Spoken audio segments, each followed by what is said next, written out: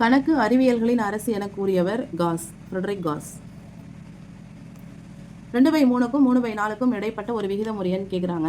இது பாருங்க, பகுதியில் 3 இருக்குது, பகுதியில் 4 இருக்குது. இங்கே எதுவுமே ஆன்சர் கரெக்டாக வரல. ஏன்னா ஒன்று இருந்தால் ரெண்டுமே 3ஆக இருக்கணும், இல்லைனா ரெண்டுமே 4ஆக இருக்கணும். அப்படின்னா தான் நம்ம ஆன்சர் சூஸ் பண்ண முடியும். அப்போ என்ன செய்யணும், ரெண்டுத்துக்கும் மீச்சியமாக எடுக்கணும் ஃபஸ்ட்டு நம்ம.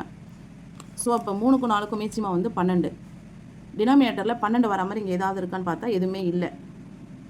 நம்ம இருந்தாலும் ட்ரை பண்ணி பார்ப்போம். இப்போ 2/3, 3/4 ரெண்டுத்துக்கும் எல்சிஎம் எடுக்கிறோம். 12, 3 × 4 12, 2 × 4 8. இது 8/12 ஆகிடுது. 4 3 12, 3 3 9. இது 9/12 ஆகிடுது. இப்போ 8/12க்கும் 9/12க்கும் நடுவில் இருக்கிற விகித முறையை நம்ம கண்டுபிடிக்கணும். ஆனால் அதை மாதிரி ஆப்ஷன் இங்கே கொடுக்கல. பட் இங்கே 24 முடிகிற மாதிரி என்ன செஞ்சுருக்காங்க, கொடுத்துருக்குறாங்க. ஸோ நம்ம என்ன செய்யலாம், இந்த டினாமினேட்டரை இப்போ 24 மாற்றணும். 12 எப்படி 24 மாற்றுறது, 2ஆல் மல்டிபிள் பண்ணுவோம். அப்போ இதையும் 2ஆல் மல்டிபிள் பண்ணுறோம். எல்லாத்தையுமே 2ஆல் மல்டிபிள் பண்ணுறோம். அப்போ 2 8 16, 2 12 24, 9 2 18, 2 12 24. 16க்கும் 18க்கும் நடுவில் என்ன வரும், 17/24 வந்துடுச்சா. 16 17 18 மூணுத்துக்குமே பகுதி 24. ஸோ இடைப்பட்ட விகித முறையின் 17/24. சிம்பிளிஃபிகேஷன்லேருந்து கொடுத்துருக்குறாங்க. 4 - 5/1 + 1/3 + 1/2 + 1/4. நம்ம 2 + 1/4 ஃபஸ்ட் எடுத்துக்கிறோம். அதை சார்ட் அவுட் பண்ணுறோம். 2 + 1/4 எல்சிஎம் எடுக்கிறோம். 4 4 2s are 8, 8 + 1 9. இது 9/4 ஆகிடுது. இந்த டேர்ம் அப்படியே என்ன ஆகிடுது, 9/4 ஆகிடுது. அங்கே 3 இருக்குது. 3 + 1/9/4 இருக்குது. இப்போ இதை சிம்பிளிஃபை பண்ணுறோம். இந்த 3 இருக்குது, ப்ளஸ் இருக்குது, 1/, இதை சார்ட் அவுட் பண்ணோம்ல 9/4. 3 + இந்த 9/4 எப்படி ஆகுது, 4/9 ஆகுது. அப்போ இதுக்கு எல்சிஎம் எடுக்கிறோம். 9 9 3s are 27, 27 + 4 31, 31/9. அது எங்கே வரும்னா 1 + 1/31/9. இது ஃபுல்லாக நாம் இப்போ கண்டுபிடிச்சிருக்கோம். இதுக்கு பதிலாக 1 + 1/31/9 வருது. இப்போ இது எப்படி ஆகுதுன்னா 1 + 9/31 ஆகுது. இதுக்கு எல்சிஎம் எடுக்கிறோம். அப்போது 31 + 9/31 = 40/31. எதுக்குன்னா இந்த ஹோல் யூனிட்டுமே 40/31 ஆயிடுச்சு. அப்போது நமக்கு ஃபைனலாக என்ன கிடைக்குது, 4 - 5/40/31 கிடைக்குது. 4 - 5 × 31/40 இப்படி கிடைக்குது. 1 5 5 8 5 40. அப்போ 4 - 31/8. இதுக்கு எல்சிஎம் எடுக்கிறோம். 8 4 32 - 31 which is equal to 1/8. 1/8 answer இருக்கான்னு பார்ப்போம்.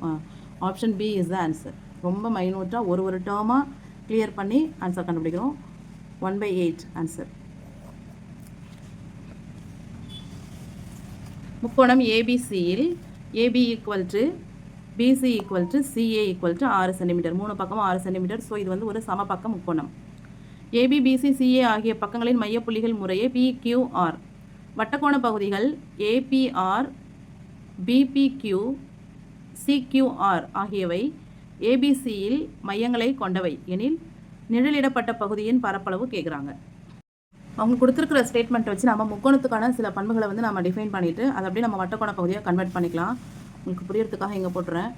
ஆக்சுவலாக அவங்க என்ன செய்கிறாங்க, இது 6 சென்டிமீட்டர்னு சொல்லிட்டாங்க. இந்த சென்டரில் தான் அந்த மையம், இந்த வட்டக்கோண பகுதியின் மையம் இதான்னு சொல்லிட்டாங்க. அப்போ இது வட்டக்கோண பகுதின்னும் போது இந்த ஆங்கிள் நமக்கு தெரியணும். இது சமபக்க முக்கோணம் அப்படின்னு சொல்லிட்டாங்க. சமபக்க முக்கோணம்னா இது 60 டிகிரி, இது 60 டிகிரி, இது 60 டிகிரி. அது நமக்கு நல்லா தெரியுது. மூணுமே 6 சென்டிமீட்டர் 6 சென்டிமீட்டர் 6 சென்டிமீட்டர். அப்போ இதுலேருந்து இது வரைக்கும் 3, இதுலேருந்து இது வரைக்கும் 3. இது ஒரு வட்டக்கோண பகுதியாக நம்ம கன்வெர்ட் பண்ணும்போது ஆரம் 3 சென்டிமீட்டர் ஆகிடுது. ஸோ இது 60 டிகிரின்றதால ஒரு வட்டமாக இருக்கும்போது அதை எத்தனையாக பிரிச்சுருக்காங்க, 6ஆக பிரிச்சுருக்காங்க. அப்போ இது 60 டிகிரி ஆகிடுது. வட்டக்கோண பகுதியின் பரப்பளவு ஃபார்முலா நமக்கு தெரியும். 1/6 இல்லைனா θ/360 வரும். θ 60. அப்போ 1 6 6 6 36ன்னு வரும். ஜென்ரலாக நம்ம ஈஸியாக புரிஞ்சுக்கிறது எப்படின்னா 6 பங்காக பிரித்தா தான் 60 டிகிரி கொண்டு வர முடியும். அப்போது 1/6 × πr². வட்டக்கோண பகுதியின் பரப்பளவு which is equal to 1/6. Bike 22/7 எடுத்துக்கிறோம். r 3 centimetre. 3 × 3 சிம்பிளிஃபை பண்ணுறோம். 11 3 33/7. இது ஒரு வட்டக்கோண பகுதியின் பரப்பளவு. இது ஒன்று இது ஒன்று மூணுமே சேம் தான். அப்போ 33/7 × 3 which is equal to 99/7. 99/7 strike out பண்ணோம்னா 1 7 7 4 7 28 பேலன்ஸ் 1 வரும் 1/7. 14 1/7 சென்டிமீட்டர் ஸ்கொயர்டாக தான் ஆன்சர் இதுக்கு. நம்ம இந்த ஃபார்முலாவில் சப்ஸ்டிட் பண்ணுறதுக்கே நமக்கு இந்த இது வேணும். 1/6 எடுக்கிறதுக்கு நமக்கு முதல்ல கோணம் தெரியணும். அவங்க கொடுத்துருக்க ஸ்டேட்மெண்ட் வச்சு தான் நம்ம வந்து கோணம் வந்து 60 டிகிரி டிஃபைன் பண்ணோம். ஓகேவா?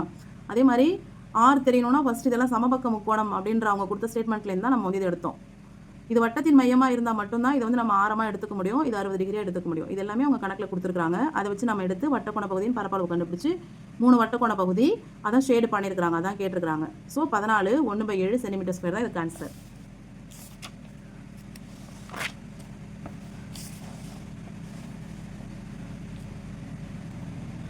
ஒருவர் ஒரு புத்தகத்தை 10% தள்ளுபடியில் விற்கும்போதும் 10% லாபம் அடைகிறார். அப்புத்தகத்தின் குறித்த விலை 330 ரூபாய் எனில் அடக்க விலையானது என்ன? தள்ளுபடியும் கொடுக்குறாரு, தள்ளுபடி கொடுத்தும் அவருக்கு 10% லாபமும் கிடைக்குது. அப்போ அந்த புக்கோட ஆக்சுவல் ப்ரைஸ், காஸ்ட் ப்ரைஸ் என்ன அப்படின்னு கேட்குறாங்க. இப்போ குறித்த விலை வந்து 330 ரூபாய், இதுலேருந்து 10% தள்ளி கொடுக்குறாரு. அப்போ 100க்கு 10%னா 330 ரூபாய்க்கு எவ்வளோ தள்ளியிருப்பார் அப்படின்னு பார்க்குறோம். 33 ரூபாய் தள்ளி கொடுத்துருக்குறாரு. அப்போ 330 ரூபாயில் 33 ரூபாய் லெஸ் பண்ணால் 297 ரூபாய்க்கு அந்த புக்கை வந்து சேல் பண்ணியிருக்கிறாரு. 297 ரூபாய்க்கு சேல் பண்ணாலுமே அவருக்கு என்னன்னா அடக்க விலையும் கிடச்சிச்சு, ப்ளஸ் 10% லாபமும் கிடச்சிச்சு. அடக்க விலையும் கிடச்சிச்சு, அடக்க விலையோட 10% லாபமும் கிடச்சிச்சு. நமக்கு அடக்க விலை அதாவது காஸ்ட் ப்ரைஸ் என்னன்னு தெரியாது. காஸ்ட் ப்ரைஸ் என்னன்னு தெரிஞ்சாதான் அதோட 10% லாபம் என்ன நம்ம கண்டுபிடிக்க முடியும். ஸோ அவர் விற்றது 297 ரூபாய்க்கு விற்றுருக்காரு. இப்போ நமக்கு அடக்க விலை என்னன்னு தெரியாது, ஆனால் 10% இது இந்த ரேட்டுக்கு கொடுத்துமே 10% லாபம்னு தெரியும். அந்த லாபம் எதில் கணக்கிடுவோம்னா அடக்க விலையில் கணக்கிடுவோம். சரியா? அப்போ அடக்க விலை ப்ளஸ் அடக்க விலையோட 10% ரெண்டும் சேர்ந்து தான் நமக்கு 297 ரூபா வந்திருக்குது. அப்போது ரெண்டுத்துலேருந்தும் அடக்க விலை என்னன்னு தெரியாது, அதை வந்து பொதுவாக வெளியில் எடுத்துருவோம். இங்கே வந்து 1 இருக்கும், ப்ளஸ் 10% வந்து 10/100ன்னு எழுதுவோம். இஸ் ஈக்குவல் டு அடக்க விலை என்னன்னு தெரியாது, இதுக்கு எல்சிஎம் எடுத்தோம்னா 110/100ன்னு வரும். ஈக்குவல் டு 297 இருக்குது. நமக்கு தேவை அடக்க விலை தான், அது இந்த பக்கம் வச்சுக்கிறோம். இங்கே வந்து 297 இருக்குது. இந்த 110/100 இங்கே வந்து 100/110ன்னு வந்துடுது. இப்போது ஸ்ட்ரைக் அவுட் பண்ணிடுறோம். இப்போ இதை கிராஸ் அவுட் பண்ணலாம். ஒரு 11 11, 2 11 22, 7 வரும் 77, 7 11 77, 27 பெருக்கல் 10 270. இதான் வந்து அடக்க விலை.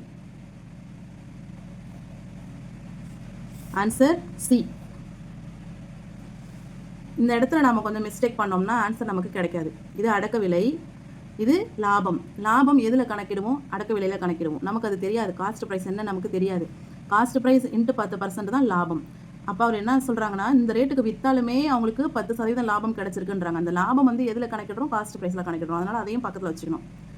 நிறைய கணக்கில் இந்த இடம் போடுறது தான் நம்ம வந்து மிஸ்டேக் பண்ணுவோம். அதை அண்டர்ஸ்டாண்ட் பண்ணி கிளியராக போடணும். கீழ்கண்ட எண்களில் எந்த மீச்சிறு எண்ணை 6203 கூட்டும்போது முழு வர்க்கம் கிடைக்கும் அப்படின்னு கேட்குறாங்க. நாம் இதை வந்து வர்க்கமூலம் செஞ்சு பார்த்தாலே நமக்கு ஓரளவு கிளாரிட்டிக்கு வந்துடும். ஃபர்ஸ்ட் வந்து 6203 நாம் வச்சுப்போம். இதுக்கு வந்து வர்க்கமூலம் கண்டுபிடிப்போம். 8 8 64 வந்துடும். அதனால் 8 வேணால் 7 வச்சுக்கலாம். 7 7 49, மீதி 13. இந்த 0 3 கீழே இறக்கிடுறோம். இது 2ஆல் பெருக்கி இங்கே போட்டுக்கிறோம். 7 2 14. இப்போ ஒரு நம்பராக போட்டு பார்க்கலாம். 140. இப்போ 7 வருதுன்னா 7 700, 7 4 28, 980 தான் வருது. 1300 இருக்குது. அப்போ 8 போடலாம். 8 8 64, 8 4 32, 38, 8 1 8 8 3 11, 1184. ஆனால் இங்கே நம்மள்ட்ட 1300 இருக்கிறதால 9 போட்டு பார்க்கலாம். 9 9 81, 9 4 36 8 44, 9 9 9 4 13. கிட்டத்தட்ட இது 1303, இது 1341. ரெண்டுத்துக்குள்ள வித்தியாசம் வந்து 11 3 போச்சுன்னா 8 3 38. இப்போ இந்த நம்பரோட 38 ஆட் பண்ணோம்னா இது வந்து ஒரு முழு வர்க்கமாக மாறுறதுக்கான வாய்ப்பு இருக்குது. So answer is 38. அப்படி இல்லைன்னா ஒரு நம்பரை ஆட் பண்ணி நாம் வந்து வர்க்கமூலம் கண்டுபிடிச்சி பார்த்தோம். இந்த சம் வந்து போடலாம். 2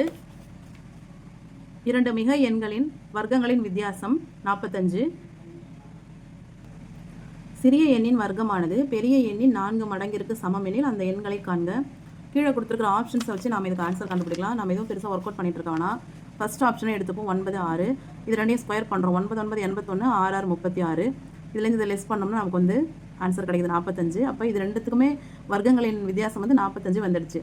சிறிய எண்ணின் வர்க்கம் வந்து 36, பெரிய எண்ணின் 4 மடங்கிற்கு சமம்னா 4 9 36. அப்போ இந்த ஆப்ஷனே நமக்கு கரெக்டாக தான் இருக்குது. That is the right answer. இப்படி ஒருவேளை இது செட் ஆகலைன்னா அடுத்தடுத்த ஆப்ஷன்ஸ் எடுத்து கூட நம்ம ஒர்க் அவுட் பண்ணி கண்டுபிடிக்கலாம். ஒரு இயந்திரத்தின் தற்போதைய மதிப்பு 14,580. இதன் மதிப்பு ஒவ்வொரு வருடமும் 10% குறைந்து வருகிறது. 3 வருடங்களுக்கு முன் இயந்திரத்தின் மதிப்பு என்ன? இந்த கொஷின் ரெப்பிட்டேஷன் கொஷின். இது சம்மந்தமாக ஒரு 15 கேள்வி இருக்குது. அந்த 15ல் குறைஞ்சது 2 கேள்வி எக்ஸாமில் கண்டிப்பாக வரும். அந்த 15 கொஷினும் தனியாக ஒரு செட் வந்து நான் போடுறேன். ஸோ இப்போ இது வந்து பார்த்தோம்னா நமக்கு வந்து மக்கள் தொகை அதிகரிப்பு, இயந்திர மதிப்பு தேய்மானம், இது எல்லாமே லாஸ்ட் வீடியோலையும் சொல்லியிருக்கிறேன். எல்லா கொஷின்லையும் இந்த சம் வந்து 1 2 வந்துடுது. இதுக்கு ஒரு ஃபார்முலா இருக்குது நம்மக்கிட்ட. ஃபர்ஸ்ட் வந்து இந்த தேய்மானமோ இல்லை அந்த மதிப்பு இப்போ கரண்ட்டில் என்ன இருக்கோ அந்த மதிப்பு இங்கே வந்துடும். விச் இஸ் ஈக்குவல் டு முன்னாடி ஒரிஜினலாக அது என்ன ரேட்டில் இருந்துச்சு அது 1 மைனஸ் ஆர் வந்து அந்த சதவீதம் பர்சன்டேஜ் 10/100. எத்தனை வருஷம்? 3 வருஷம். அப்போ இது தற்போதைய மதிப்பு என்ன கொடுத்துருக்காங்க? 14,580 கொடுத்துருக்காங்க. இதான் அந்த formula P × 1 minus R by 100 whole power n. இப்போ இருக்கிறது இந்த மதிப்பில் இருக்குது. இப்போ அவங்க கேட்குறது இந்த இதான் கேட்குறாங்க, P தான் கேட்குறாங்க. ஸோ இதை நம்ம சிம்பிளிஃபை பண்ணோம்னா P × எல்சிஎம் எடுத்தோம்னா 100 மைனஸ் 10 90, 90/100 கியூப் 3 வருஷன்றதால 90/100, 90/100. இங்கேயே சிம்பிளிஃபை பண்ணிடலாம். 9/10 9/10. நமக்கு தேவை இந்த பிரின்சிபல் தான். அதாவது 3 வருஷத்துக்கு முன்னாடி எவ்வளோ இருந்துச்சு அப்படின்றது தான் நமக்கு தேவை. ஸோ நமக்கு தேவை அசல் தான் நமக்கு தேவை. அதாவது ஸ்டார்டிங்கில் அந்த 3 வருஷத்துக்கு முன்னாடி அது என்ன ரேட்டு அப்படின்றத நமக்கு தேவை. அதனால் P மட்டும் இங்கே வச்சுக்கிறோம். இங்கே வந்து 14,580 அப்படியே இருக்குது. இந்த 9/10 9/10 9/10 இந்த பக்கம் தலைகீழாக மாறும். 10/9 10/9 10/9. இனிமேல் சிம்பிளிஃபை பண்ணுறது தான் வேலை. இப்போ 9ஆல் கிராஸ் அவுட் பண்ணுறோம்னா 1 9 9, பாக்கி 5, 6 9 54, 1 2 9 18 0. மீண்டும் 9ஆல் கிராஸ் அவுட் பண்ணோன்னா 1 9 9 72, 8 9 72 0. மறுபடியும் 9ஆல் பண்ணோன்னா 2 9 18 0. அப்போ 20 10 10 10 எல்லாத்தையும் பிரிக்கணும்னா 20,000 வரும். ஸோ அந்த இயந்திரத்தோட மதிப்பு 3 வருஷத்துக்கு முன்னாடி 20,000. Option C. இப்போ நம்ம என்ன செய்யணும்னா -1/2 எடுத்துக்கிறோம்.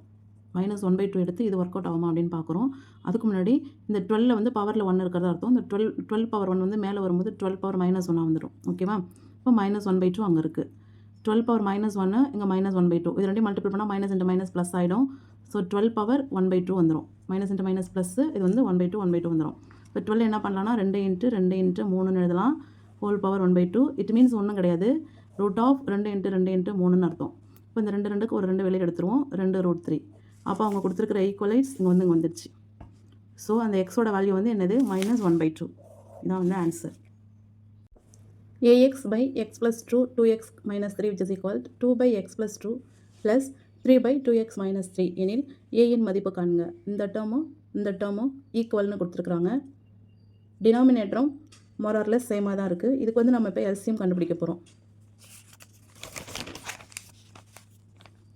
இதுக்கு வந்து எல்சிஎம் கண்டுபிடிச்சோன்னா x + 2 × 2x - 3 இதுதான் எல்சிஎம். இப்போ கிராஸ் மல்டிப்ளிகேஷன் பண்ணுவோம்.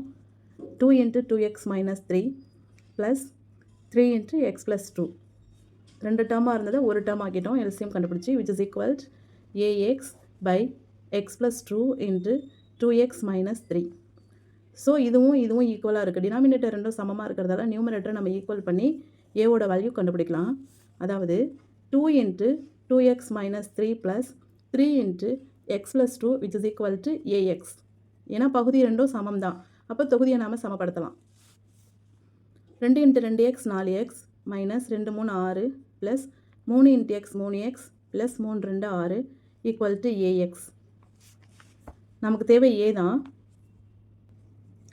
-6 +6 ஸ்ட்ரைக் பண்ணிடலாம். 4x + 3x 7x equal to ax. x மடிச்சிடலாம். அப்போ a ஈக்குவல் டு 7.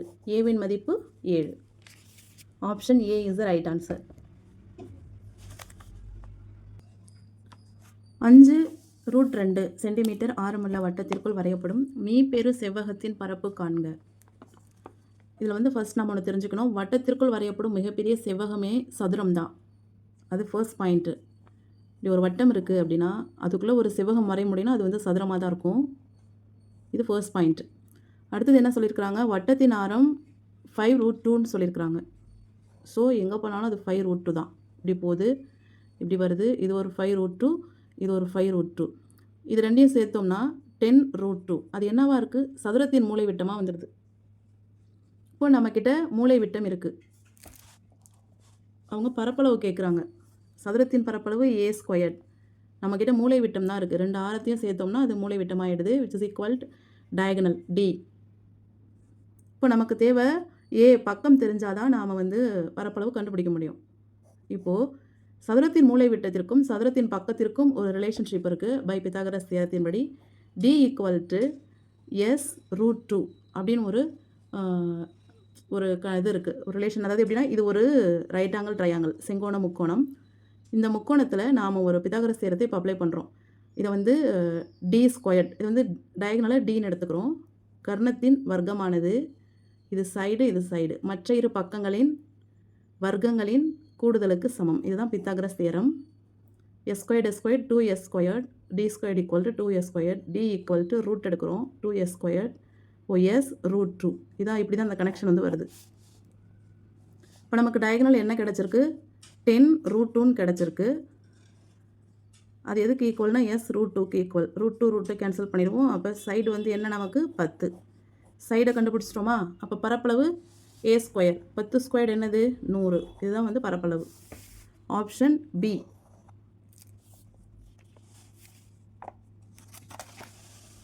ஆறு ஆண்கள் ஒரு வேலையை ஒரு நாள் ஒன்றுக்கு 10 மணி நேரம் வேலை செய்து 24 நாட்களில் முடிப்பர். 9 ஆண்கள் நாள் ஒன்றுக்கு 8 மணி நேரம் வேலை செய்தால் எத்தனை நாட்களில் வேலையை முடிப்பர்? நாட்கள் கேட்குறாங்க. 24 நாள் வேலை செய்கிறாங்க. ஒரு நாளைக்கு 10 மணி நேரம், மொத்தம் 6 பேர். அதே மாதிரி எத்தனை நாளில் முடிப்பாங்க? ஒரு நாளைக்கு 8 மணி நேரம் தான் வேலை செய்கிறாங்க, 9 பேர் இருக்காங்க. இது ரெண்டையும் நாம் எடுத்துக்கிறோம். வேலை செய்யும் நேரம் குறையும் போது நாட்களின் எண்ணிக்கை என்ன செய்யும்? அதிகரிக்கும். இது எதிர்மாறல். அப்போ 10/8 அப்படியே வச்சுக்கலாம் பெருக்கல் காரணியாக.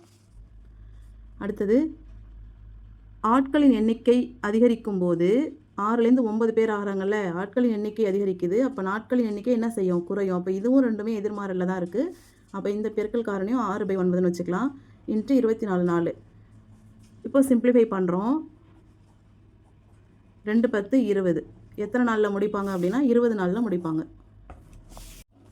ஒரு பெருக்குத்தொடர் வரிசையில் 3வது உறுப்பு 2 எனில் அதன் முதல் 5 உறுப்புகளின் பெருக்கற் பலன் காண்க அப்படின்னு கேட்டிருக்கிறாங்க.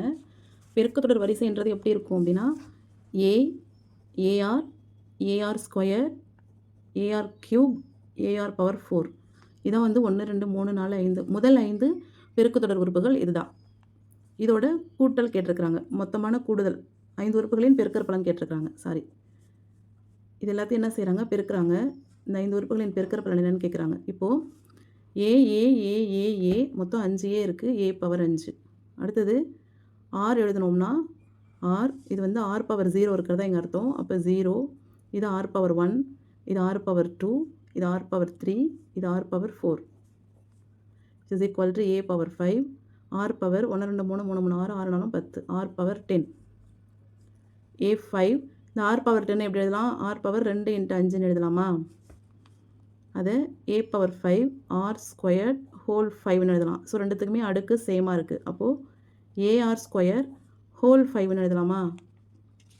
நம்மளுக்கு என்ன கொடுத்துருக்குறாங்க? 3வது உறுப்பு 2ன்னு கொடுத்துருக்குறாங்க. நம்ம 3வது உறுப்பு என்ன? 1 2 3. 3வது உறுப்பு AR². AR²ஓட வேல்யூ என்ன கொடுத்துருக்காங்க? 2. நம்மக்கிட்ட இருக்கிறதும் AR² தான். அப்போ AR²க்கு பதிலாக நம்ம என்ன போடுறோம்? 2 போடுறோம். 2⁴5. இப்போ ஆன்சர் 2⁴5.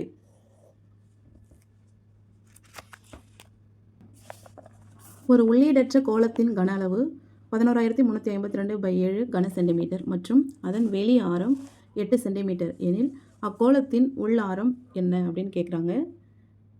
இது அளவியல் சாப்டர்லேருந்து வந்திருக்குது. கோளத்தின் வெளியாரம் உள்ளாரம் கொடுத்து கன அளவு கொடுத்துருக்குறாங்க. ஸோ அதுக்கான ஃபார்முலா பார்த்தோம்னா 4/3 π r³ - r³ which is equal to எவ்வளோ கொடுத்துருக்குறாங்க? 11352/7. நம்மக்கிட்ட 4/3 தெரியும். பை 22/7 தெரியும். வெளியாரம் r 8³ மைனஸ் உள்ளாரம் r தான் நாம் கண்டுபிடிக்கணும். 11352/7.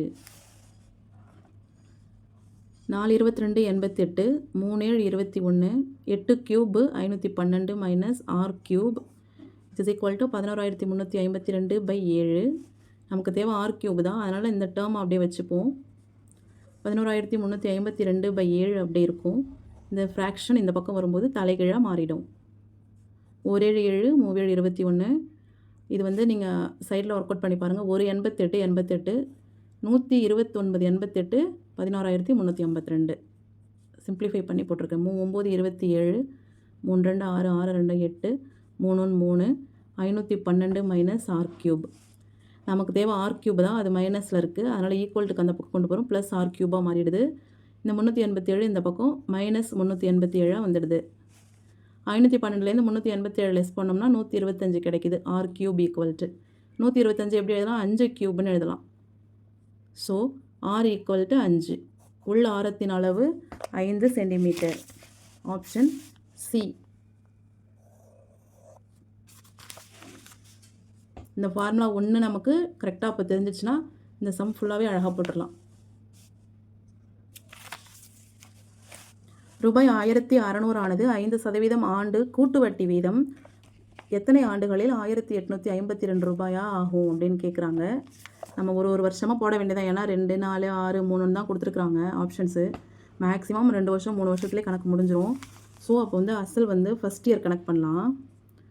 இதுக்கு ஃபார்முலா நமக்கு தெரியும், PNR/100. என்னென்னா ஒரு ஆண்டும் அந்த வட்டியை கொண்டாந்து அசலில் சேர்த்துருவாங்க. அதான் கூட்டு வட்டி. இப்போ முதல் வருஷம் 1600 ரூபா, 1வது ஆண்டு வட்டி வீதம் 5%/100. சிம்பிளிஃபை பண்ணோன்னா 5 16 80 ரூபா வட்டி கிடைக்குது. இந்த வட்டியை அந்த வருஷமே அசலில் சேர்த்துட்றாங்க. அப்போ 1680 ரூபா புதிய அசல். இதோட ஒரு வருஷம் ஆயிடுச்சா? இது இப்போ 2வது வருஷத்துக்கு போடுறோம். 1680 ரூபா புதிய அசல். இந்த ஆண்டுக்கு கணக்கு பண்ணுறோம். 5% வட்டி வீதம் 100. 0 0 1 5 2 5 10 1 2 2 8 2 16 4 2 8. இந்த வருஷம் கிடைக்கிற வட்டி 84 ரூபா. அதை கொண்டாந்து இந்த அசலில் சேர்த்துருவாங்க. 8 8 16 1764 ரூபா புதிய அசல். ஸோ 2வது வருஷம் முடிஞ்சிருக்கு. புதிய அசல் 1764 ரூபா. ஒரு வருஷம் 5% 100. இப்போ இதுக்கு கணக்கு பண்ணுறோம்.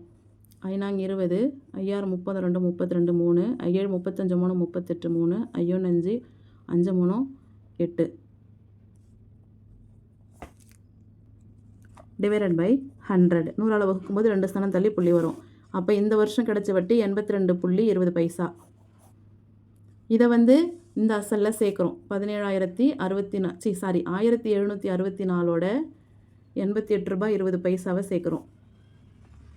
8 நாளும் 12க்கு 2 7 8 15க்கு 5 7 1 8 1852 20 ரூபா. அவங்க கொஷினில் கொடுத்த அந்த அமௌண்ட்டு இங்கே வந்துடுச்சு. எத்தனை வருஷம் போட்டோம்? 3 வருஷம் போட்டோம். அப்போ ஆன்சர் வந்து 3 ஆண்டுகள். இது மாதிரி போட்டால் நமக்கு தவறு இல்லாமல் வரும். பின் வருவனவற்றுள் எது முடிவுறு தசம எண்ணை பெறும் அப்படின்னு கேட்டிருக்கிறாங்க. முடிஞ்சிடணும். நம்ம வகுத்தால் ஒரு ஸ்டேஜோடு அந்த நம்பர் முடிஞ்சிடணும். தொடர்ச்சியாக போயிட்டே இருக்கக்கூடாது. அதுதான் முடிவுறு தசம எண். 7/9 செஞ்சு பார்க்கலாம். 7 9ஆல் வகுக்கிறோம். இப்போ 6 9 54 7 9 63 மீண்டும் 7 வருது. மீண்டும் 7 9 63 மீண்டும் மீண்டும் இதே தான் என்ன செய்யும்? ரிப்பீட் ஆகிட்டே இருக்கும். முடிவுறு தசம எண் கிடையாது. அடுத்தது 8/15 இருக்குது. 8 15ஆல் வகுக்கிறோம். புள்ளி வச்சு 0 சேர்த்துக்கிறோம்.